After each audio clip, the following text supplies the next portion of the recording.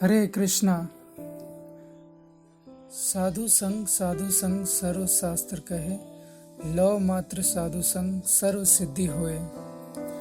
इस श्लोक में कहा गया है कि कुछ समय के लिए साधु संग करने मात्र से भी सारी सिद्धियां अर्जित हो जाती हैं। इस श्लोक को चरितार्थ किया नारद मुनि ने अपने पिछले जन्म से।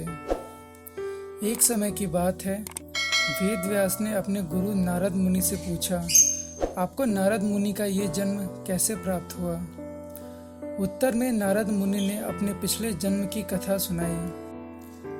उन्होंने बताया, काफी वर्ष पहले पिछले जन्म में वो एक दासी के पुत्र थे और उनकी माताजी ब्राह्मणों की सेवा किया करती थी।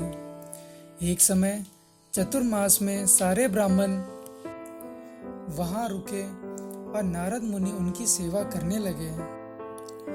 वो बच्चा शुरू से ही शांत स्वभाव का था और अपने समकालीन बच्चों की तरह खेल और व्यर्थ की बातों में रुचि नहीं लेता था।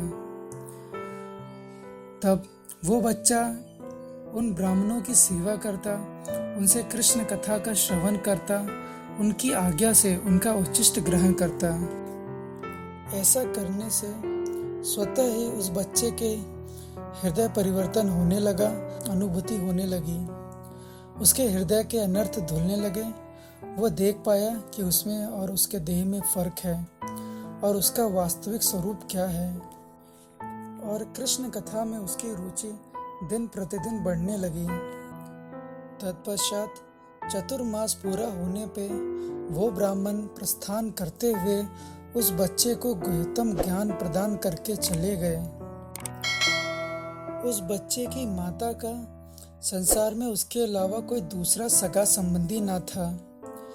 एक दिन दूध निकालने जाते हुए उसकी माँ को एक विषैले सर्प ने डस लिया और उसकी माता का देहांत हो गया। उस बच्चे ने इसे भगवान की कृपा समझकर गृह त्याग कर संसार भ्रमण के लिए निकल पड़ा।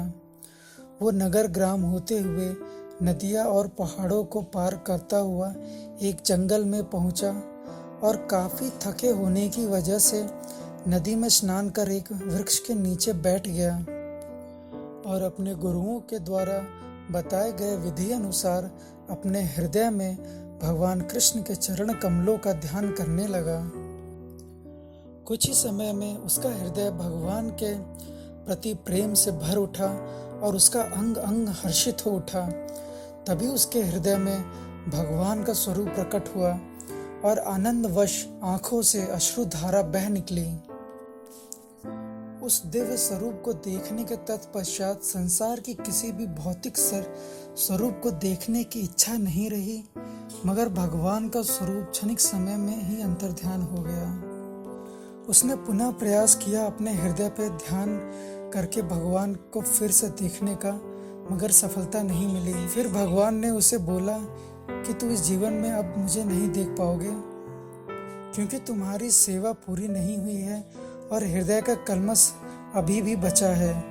मैंने तुम्हें दर्शन दिया था तुम्हारे अंदर मुझे प्राप्त करने की इच्छा को बढ़ाने के लिए। उसके पश्चात वो उठ खड़ा हुआ और आगे बढ़ा और अपना जीवन हरि कथा और नाम जप में लगा दिया। शरीर त्याग के बाद अगला जन्म उसे नारद मुनि के रूप में प्राप्त हुआ।